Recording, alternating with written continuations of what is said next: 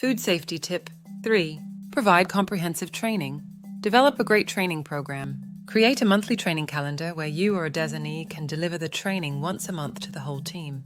Trainings to include JCCP, Allergen Program, Food Defense, CGMP and Personal Hygiene, Pest Control, Sanitation and Housekeeping, Food Fraud, Incoming Raw Materials, Labeling Requirements, FSMA, Preventative Controls, Effective Maintenance Program, Foreign Material Control, Crisis Management and Food Recalls. Make sure the trainings engage the audience and focus on understanding the why and not just the what. Create a shared vision for the whole team. Always make sure to not only try to inspire commitment, but then also ask for their commitment to the noble cause at the end.